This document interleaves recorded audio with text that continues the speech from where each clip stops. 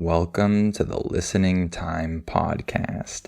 Hey everybody, this is Connor and you're listening to episode 158 of the Listening Time Podcast. Thank you all for listening. I hope that your English learning is going well. I hope that you're enjoying these episodes and that this podcast has really helped you get into a routine of listening to English consistently every day, hopefully, because it's really helpful to repeat these episodes multiple times so that you can better understand all of the phrases and words that I'm saying. So with these episodes, you have a lot of material to work with. So you should be doing some listening practice every day. That should be your goal. And in today's episode, we're going to talk about school events. This will be a fun one because people all around the world know something about the high school experience in the US based on the movies that they've seen or the TV shows that they've watched. And people are always curious about this. They're curious to know about some of these things that they see in the movies. And so I want to talk about some different events that happen during high school in the US, at public schools, and particularly how some of these events went for me when I was in high school during my high school career. So I'm sure that you'll enjoy this episode today.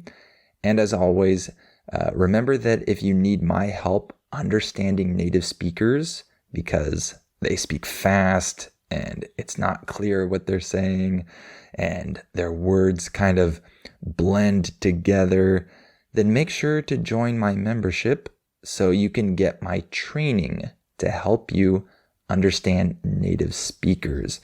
You'll get my listening practice seminars, which help you understand the sound patterns in English, the different combinations of sounds that are difficult to understand. I help you with all of that. And if you choose to become a Listening Time family member in particular, you'll get my advanced podcast episodes in which I speak at normal speed. So that's great practice to help you reach an advanced level of listening. And you can also sign up for my US Conversations podcast if you want to practice with my conversations that I have with other English speakers from all around the country. I talk to people from different states, different cities, and we have fun, interesting conversations about their state, their city, and a lot of different topics. So it's really educational, really fun, and great practice for your listening. And as always, remember that you have the transcript for this episode down below as well. All right, let's get started. Are your ears ready? You know what time it is. It's listening time. Okay, let's talk about some different school events in public schools in the United States. And particularly, I'm talking about high school because that's the most significant school period for most of us. And this is what you often see in movies and on TV and things like that.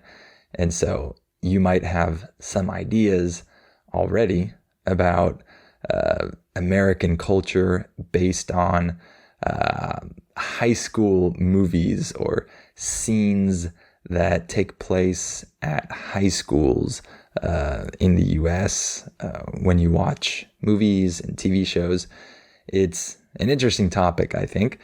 And one of the most interesting things that students ask me about sometimes is a particular event, or I should say a particular series of events throughout the year, which are the school dances.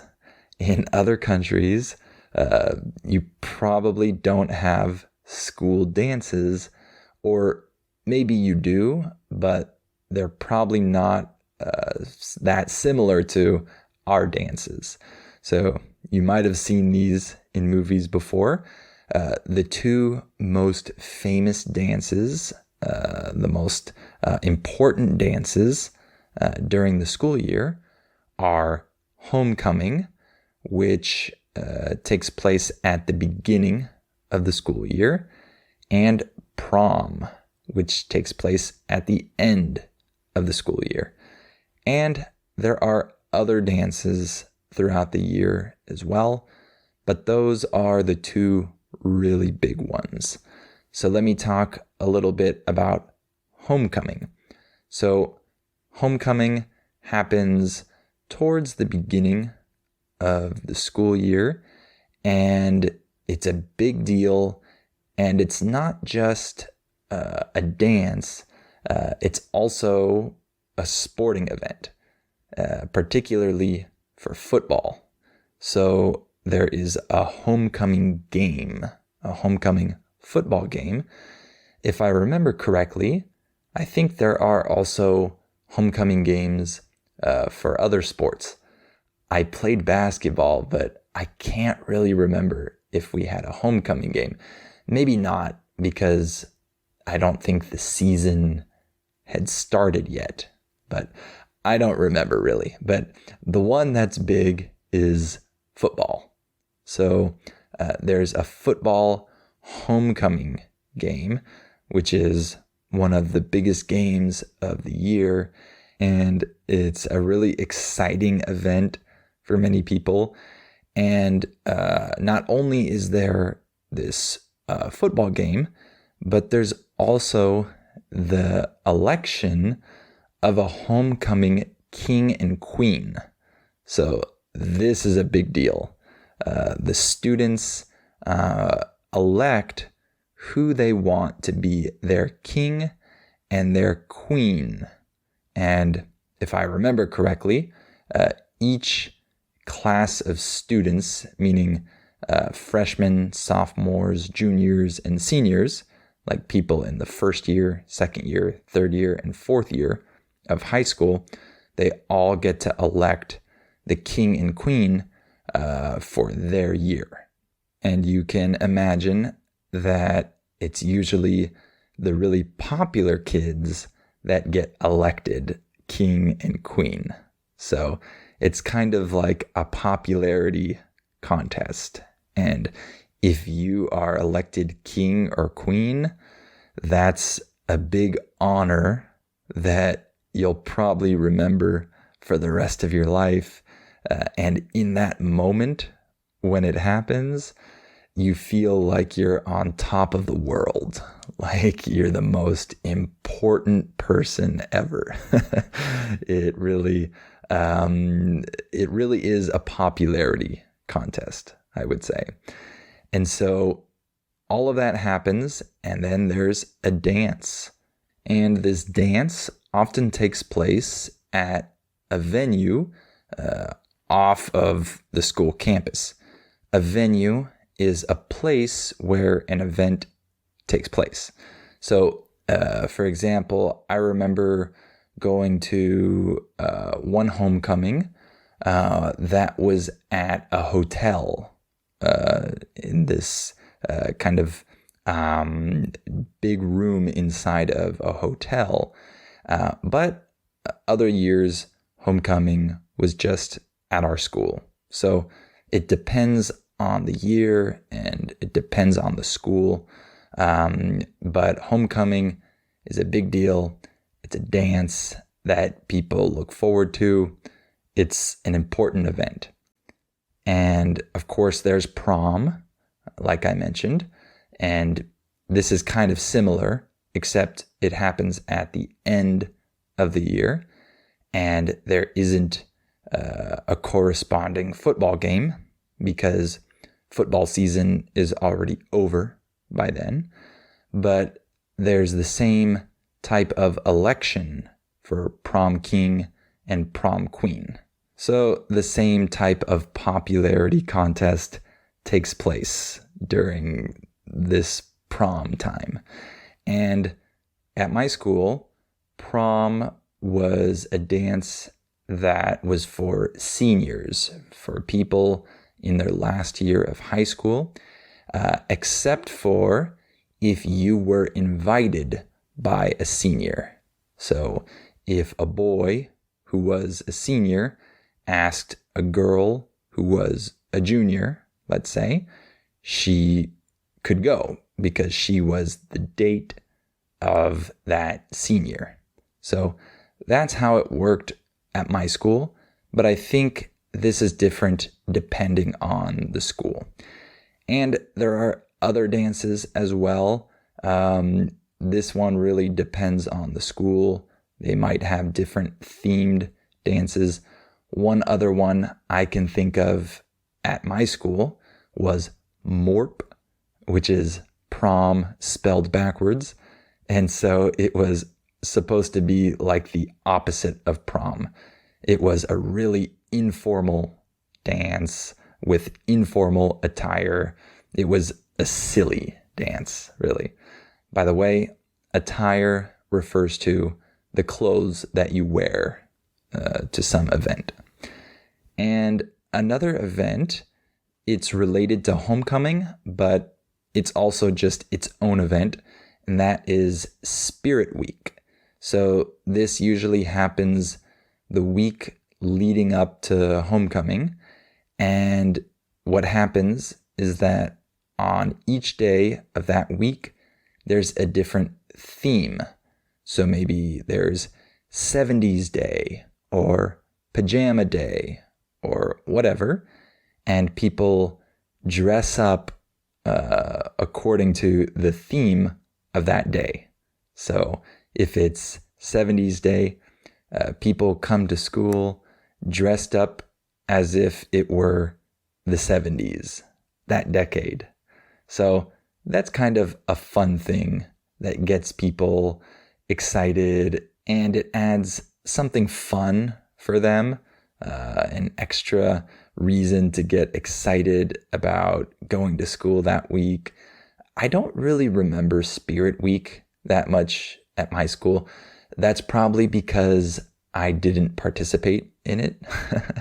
I was that type of person who would kind of just reject some of these things, some of the things we were supposed to do. So maybe that's why I don't really remember it, because I assume we had it because it's a big thing at many schools, but I just don't really remember it from my school time. And another event that we have is pep rallies. So you might have seen these in movies before. Pep rallies are these events that take place before certain sporting events, and they're meant to get people fired up for that sporting event. When you get someone fired up, this means that you get them really excited and passionate and ready to go for that event. So at my school, these rallies would take place in the middle of the school day, and we were only allowed to go if we were wearing some type of shirt or sweatshirt that had our school's name and colors on it. So we all tried to remember to wear our school clothes on those pep rally days so that we could leave class in the middle of the day and not have class for an hour or whatever and go to these really exciting pep rallies. And at these pep rallies, everyone is yelling and cheering. When you cheer, this means that you yell in support of someone, right? If you cheer for a football team, you're yelling in support of them, right? And there are different activities at these pep rallies. Someone is hosting them, usually people from the football team or whatever, and the cheerleaders are there. And one thing I remember from our pep rallies was that they would always do a roll call. A roll call is what people do when they are trying to see who is present somewhere. So maybe in class, they call every person's name, and that person has to raise their hand or say here. That's a roll call. But at these pep rallies, they would do a roll call for each class of students, like freshmen, sophomore, juniors, and seniors. And so the person would always start with the freshmen and say, are the freshmen here? And then all the freshmen would scream and yell, but then the other classes would boo them. That's what would always happen with the freshmen. And even with the sophomores and juniors, the seniors would always really try to boo them when it was their turn. And then when it was the seniors' turn at the end, it would be really, really loud. The seniors would go crazy and try to make it sound like they were the most important people and there were more of them at the rally. So that's a memory that I have. So all in all, those pep rallies were really exciting. They got people really fired up for different sporting events that would happen afterwards. And it was a great way to skip class for a little while, right? And another event that's really important is Grad Night. This is only for seniors, and it happens at the end of the school year. So when they're about to graduate, that's why it's called Grad Night. These seniors get to go somewhere, usually to some amusement park, to have fun all night at that park. When I went to this Grad Night celebration, it was at Six Flags Magic Mountain, which is a big amusement park here in Southern California. And we got to spend all night at this amusement park with some other schools, other seniors from other schools. But we got to like rent out that park for that night and stay all night there. And there's music and it's really fun. It's kind of like the last big fun thing that people get to do before they graduate. So that's a big thing. And different schools go to different places. And I have some great memories from that night, from staying up all night with my friends at this amusement park, riding the roller coasters. It was cool. And another event, this is not a formal event, but it usually happens every year, is Senior Skip Day. So this day is the day when seniors, people in their last year of high school, don't go to school that day. So a huge percentage of seniors just stay home on that particular day. Again, this is not a formal day, and this is something that schools and the teachers hate. They try to prevent this from happening. They sometimes say that there will be a punishment if you participate in this, but people still do it. Not everyone. Obviously, a lot of people still go, especially the people that really care about getting good grades and are really good students. they tend to still go that day, but other people stay home. I don't really remember this day for me because I assume that I still went to school. I was that type of person too. I didn't stay home if people told me that it was senior skip day.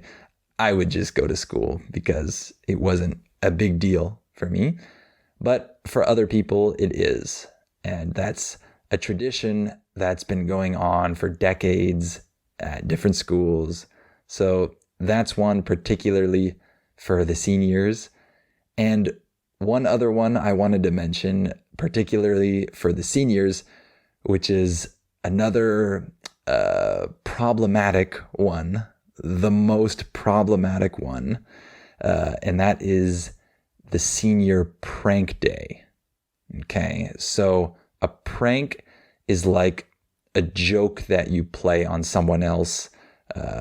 It kind of has them as the victim of your joke, right? So some of the seniors at some point during the school year think of what they're going to do as their prank. And again, schools hate this, teachers hate this, because these pranks can sometimes be very problematic. And I remember before I was in high school, I think a few years before, my sister was in high school at that time. And that year, the seniors, for the senior prank day, they glued all of the doors shut. So they put glue on all of the doors at night or something like that. And then in the morning, nobody could open the doors to any of the classrooms at the school. And that was a big deal. I think it was even on the news. It was this huge thing. And they were punished for doing that, of course. And it was a big fiasco. A fiasco is kind of like this big series of problems that happen. So it can get really serious, and there can be serious consequences if the prank is really over the top, let's say. Over the top means that it's kind of over the limit of what is normally expected. And so these senior pranks can get pretty serious. But the only senior prank that I remember really well when I was in high school was a pretty lame one, to be honest. The word lame is used to describe something that's not cool. It's kind of dumb. So it was pretty lame. The seniors just ran through the hallways during class time with these blowhorns and these noisemakers and things like that to make a bunch of noise and disrupt people's classes. It wasn't that creative, and they didn't do it for that long. And like I said, it wasn't that cool. It wasn't that creative. But sometimes people get too creative, and things can get a little bit out of control, right? So that's not a formal event, but it's a tradition that seniors have been doing for many years and decades. So I wanted to mention that. And of course, there are other school events as well, but I'm going to stop there for today because I'm out of time. But I hope you enjoyed hearing about these different events, and I hope it was good practice for your listening. And I encourage you to join my membership if you want my training to help you understand native speakers when they speak fast. I'll leave the link down below. That's patreon.com/listeningtime.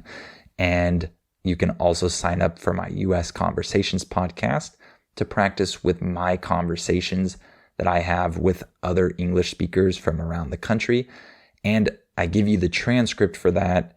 And you also have the definitions of key words and phrases that we use. So the link is also down below.